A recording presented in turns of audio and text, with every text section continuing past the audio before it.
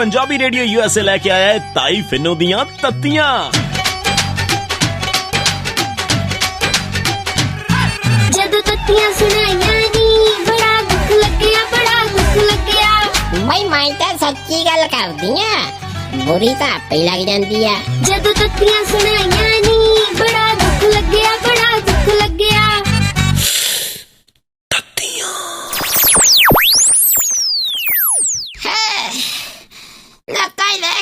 तोड़ के ते ना ताइये तू किधरों तुरी आनी है? देखो दे मैं तो गई सी उतरा वोटर कार्ड दिया अपना होना अपना। तेरा वोटर कार्ड हैगा तो है? देखो दे ना गलत सी ना ओदे ते की ना लिखिया सी? नी ओदे ते ना लिखिया फिन्नो।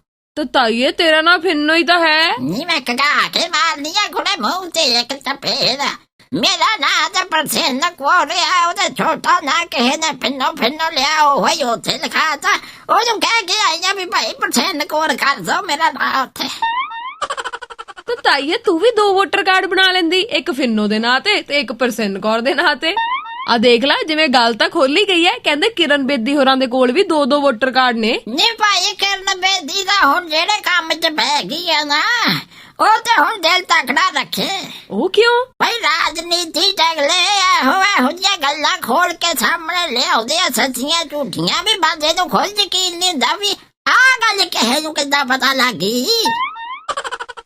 ਨਾਲੇ ਤਾਈਏ ਸੱਚ ਮੈਂ ਪੰਜਾਬੀ ਰੇਡੀਓ ਯੂਐਸਏ ਤੇ ਸੁਣਦੀ ਸੀ, ਕਹਿੰਦੇ ਰਾਜਨਾਥ ਸਿੰਘ ਹੋਰਾਂ ਨੇ ਕਿਹਾ ਵੀ ਜੇ ਚੀਨ ਪਹਿਲ ਕਰੇ ਤਾਂ ਅਸੀਂ ਗੱਲਬਾਤ ਕਰਨ ਲਈ ਤਿਆਰ ਹਾਂ। ਨੀ ਨਾ ਛੇੜੋ ਉਹਨਾਂ ਨੂੰ, ਅਗਲੇ ਪਹਿਲਾਂ ਪਹਿਲ ਤੋਂ ਹੀ 19-20 ਕਿਲੋਮੀਟਰ ਅੰਦਰ ਆ ਕੇ ਬਹਿ ਜਾਂਦੇ ਆ। ਹੁਣ ਪਤਾ ਲੱਗੇ ਕੱਲ ਨੂੰ ਦਿੱਲੀ ਆ ਕੇ ਡੇਰੇ ਲਾ ਲੈਣ ਅਗਲੇ। ਤਾਈਏ ਉਹ ਕਿਵੇਂ ਅੰਦਰ ਆ ਕੇ ਡੇਰੇ ਲਾ ਲੈਣਗੇ? ਅਗਲੇ ਪੁੱਛਣਗੇ ਨਾ ਵੀ ਹਾਂਜੀ ਤੁਸੀਂ ਕੀ ਕਰਨ ਆਏ ਹੋ। ਅਗਲੇ ਕਹਿ ਹੀ ਦੇਣਾ ਤੁਸੀਂ ਆਪੇ ਗਿਆ ਸੀ, ਅਸੀਂ ਗੱਲਬਾਤ ਨੂੰ ਤਿਆਰ ਆ, ਪਹਿਲ ਕਰੋ। ਲਓ ਕਰਤੀ ਪਹਿਲ, ਤੋੜ ਲਓ ਜਿਹੜਾ ਗੋਡਾ ਤੋੜਦੇ ਆ।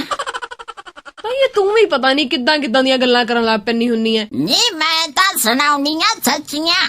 ਆਹੋ ਜਾਇਆ ਕਰ ਪਾਣੀ ਦਾ ਗਲਾਸ ਲਿਆ ਕੇ ਦੇ ਮੈਨੂੰ, ਮੇਰੀ ਬੀਬੀ ਤੇ ਸਾਈ ਚੜ ਗਿਆ ਹੈ। ਤਾਈਏ ਵੈਸੇ ਤੂੰ ਹੋਰ ਕਿੰਨੇ ਕੁ ਸਾਲ ਹੋਰ ਵੋਟਾਂ ਪਾਉਣੀਆਂ ਨੇ? ਫਿੰਨੋ ਹੀ ਰਹਿਣ ਦਿੰਦੀ ਤਾਂ ਨਾ। ਖੜ ਜਾ ਤੇਰਾ ਰਹੇਗਾ ਖਲਾ ਬਾਦਰੀਏ ਜੀ।